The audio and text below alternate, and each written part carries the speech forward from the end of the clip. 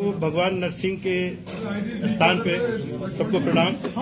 मैं प्रोफेसर महेंद्र प्रताप सिंह बिष्ट भू विज्ञान का छात्र रहा हूं और आज इस समय उत्तराखंड अंतरिक्ष विभाग देख रहा हूं और विगत 1992, 93, 94 से मैं इस एरिया में काम कर रहा हूं। मैं जो भी आपको बातें बताऊंगा आप उसको सीरियसली सुनिएगा, क्योंकि एक बड़ा इंपॉर्टेंट इश्यू है हमारे जोशीमठ और हमारे पहाड़ों का। यहाँ की जो दो महत्वपूर्ण चीजें हैं वो है यहाँ की चट्टानें। ये चट्टान इसको बोलते हैं granite gneiss, high grade metamorphic rock है। ये क्यों बता रहा हूँ, इसका क्या रोल है इसमें, ये भी मैं आपको समझाऊंगा। और दूसरा यहाँ की जो प्रॉब्लम है वो है यहाँ की पानी,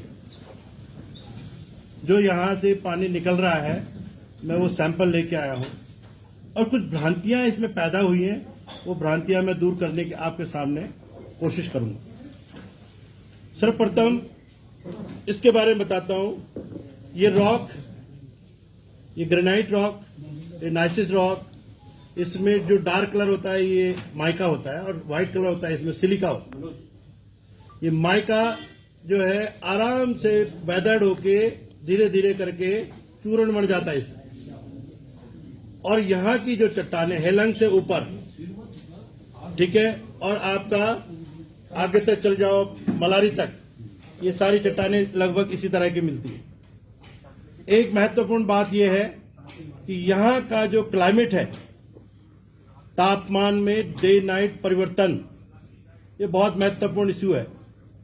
ये जो तापमान में दिन रात का परिवर्तन, -15 डिग्री 20 डिग्री जाना और दिन में 15 डिग्री 20 डिग्री ऊपर उठ जाना प्लस, जिसका जो फ्लक्चुएशन है यहाँ की चट्टानों पे, यहाँ की मिट्टी पे, यहाँ के अन्य जीवों पे, इवन मानव पे भी इसका इम्पैक्ट है। आप देखेंगे कि जैसे इसमें तापमान बढ़ता है तो इसके जो फ्लैक्स हैं माइका के, वो जो कि दिन में पानी पिए रहते हैं नमी के कारण, रात को वो फ्रीज हो जाते हैं, जम जाते हैं। और जब आप जानते हैं कि जब पानी जमता है तो उसका वॉल्यूम 10% बढ़ जाता है, तो उन कणों में जो है स्वेलिंग एंड पिंचिंग का नेचर टेंडेंसी होती है। इस कारण जो यहाँ की जो फ्रॉस्ट एक्शन प्रक्रिया है उसके द्वारा यहाँ की चट्टानें स्वतः ही बिना किसी आदमी के इंटरफेयर करे हुए सड़ती रहती है, गलती रहती है, टूटती रहती है। उसका उदाहरण आपके सामने हाथी पर्वत पे गिरने वाले बड़े बड़े चट्टान जो आपको आए दिन विंटर्स में दिखते हैं, जो कि रास्ते को ब्लॉक करता है। आप समझिए कि जब ये ग्लेशियर के साथ मास ये कभी किसी जमाने में आया होगा, यहाँ के इतिहास के बारे में आप लोग अच्छी तरह से वाकिफ हैं। ये बहुत कम से कम 12,000, 15,000, 20,000 साल पहले यहाँ पे ऐसी बड़ी बड़ी घटनाएं हुई हैं और अलकनंदा, धौलीगंगा जैसी नदी को इन्होंने ब्लॉकेट भी किया था। तो ये एग्जाम्पल हमारे पास प्रमाण है प्रत्यक्षम की। हमारे पास सेडिमेंट्री आर्काइव अवेलेबल है ऑल अलोंग दी धौलीगंगा। चलते हो तो मैं आपको बता सकता हूं। ये जो चूरा है देखिए मेरे हाथ में है, मैंने चूरा निकाल दिया, इतना सड़ चुका है कि ये हाथ से तोड़ रहा हूं मैं, जबकि ये ग्रेनाइट रॉक है, ठीक है। इसमें क्ले है, इसमें सिलिका है, इसमें आपका जो है आपका फ्लैक्स माइका है, 3 चीजें। अब आप बताओ इसमें इसका क्या रोल है। जब ये पानी इसके संपर्क में आता है तो मैंने आपको बताया कि स्वेलिंग पिंचिंग प्रक्रिया के द्वारा ये डिसइंटीग्रेट होता है और डिसइंटीग्रेट के बाद इसके अंदर की जो क्ले है, जो क्ले कंटेंट है, उसको अपने साथ बहा के ले जाता है। मैं कल परसों से आपकी वीडियो में देख रहा था कि नीचे जो है वहां पे जो जेपी कंपनी का वहां पे साफ तेल जैसा निकल रहा है। There is nothing like any oil in this. तेल जैसी कोई चीज नहीं है। मैं आपको चाहो तो प्रमाण करके दिखा सकता हूँ। ये पानी में मैं बोतल लेके आया हूँ, तो उस बोतल में पानी लेके आया हूँ और इसको मैं अभी बिल्कुल रुका हुआ है, इसकी मिट्टी ऑलमोस्ट सेटल हो चुकी है, लेकिन मैं इसको हिला करके दिखाता हूँ। आप अगर आप नजदीक से देखना चाहेंगे तो इसमें तेल की जैसी धाराएं दिखेंगी।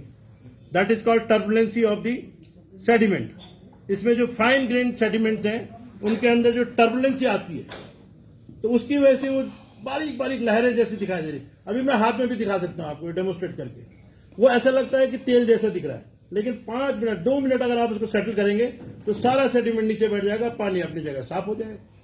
तो तेल जैसी कोई चीज इसमें नहीं है, इस बात को मैं दावे के साथ आपके सामने कहता हूं। दूसरी बात, मैं थोड़ा सा इसको क्लियर कर दूं, उसके बाद आप प्रश्न पूछिएगा। 2 बातें मैंने देखी। भगवान नरसिंह मंदिर का मैं सुबह दर्शन करने गया, मुझे पता है हमारा इष्ट कुल देवता है, मुझे सबसे पहले वहीं जाना चाहिए था।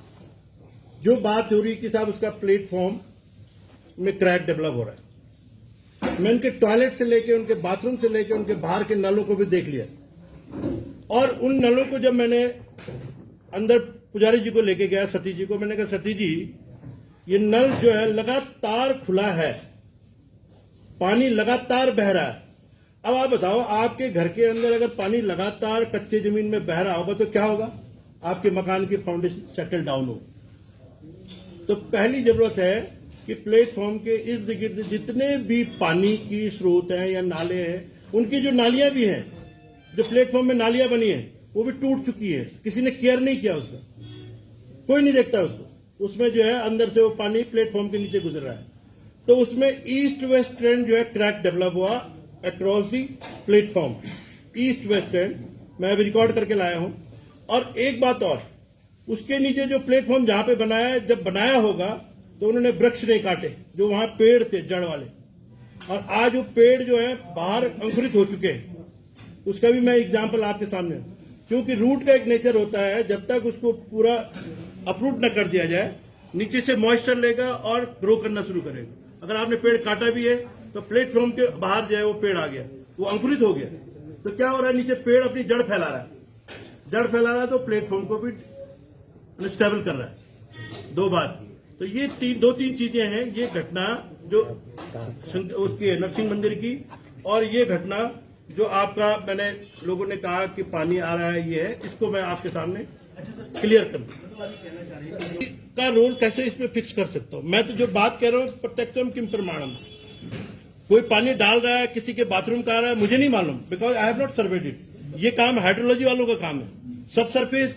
अब देखिए, इसमें आप लोग बिल्कुल भी चिंता करने की जरूरत नहीं है। हमारे पास जियो फिजिकल सर्वे का काम होता है, इलेक्ट्रिकल कंडक्टिविटी का काम होता है। हम आराम से, जो हमारे साइंटिस्ट, हमारे जियोलॉजिस्ट, जीएसआई वाले, इवन कल सेक्रेटरी साहब मुझसे कह रहे थे कि ओएनजीसी वाले, मैंने कहा yes they can also do it.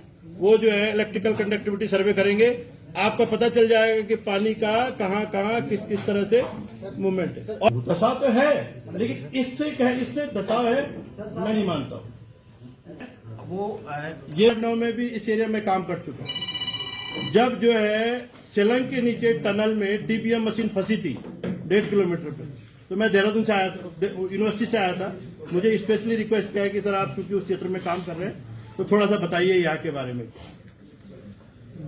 जब हम ड्रिल करते हैं कोर, ठीक है, तो रॉक में जो है अलग तरह की फॉर्मेशंस होती है, अलग अलग तरह की। एक तरह की रॉक है जिसको हम कहते हैं कि एक्यूफर रॉक। एक्यूफर माने वो रॉक जिसमें पानी होल्डिंग कैपेसिटी होती है, अंडरग्राउंड वाटर को जो होल्ड करने की क्षमता होती है, उसको एक्यूफर रॉक होती है। जब ये जनरली, ये नॉर्मली केस में होता है, जब आप किसी लंबे टनल खींच रहे हो तो रॉक का ऐसा तो है नहीं कि पानी नहीं होगा, सब सरफेस में पानी होता है। उसको उसने पंचर किया, और पंचर करने के बाद वहां से जो इनिशियल पानी आया था 800 to 900 एलपीएम पानी आया था, मुझे अच्छी तरह से याद है, मेरा उसका रिसर्च पेपर भी छपा हुआ है। और उसके बाद लगातार कालांतर में वो हम नोट करते रहे, 1 महीने तक, तो 700 एलपीएम आ गया।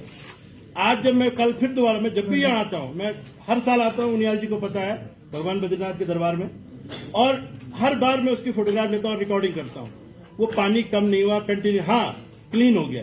तो वो पानी कंटिन्यूस, इसका मतलब वो जो है हमारी जो ग्राउंड वाटर टेबल जो यहाँ की है उससे कहीं ना कहीं लिंक हो गया।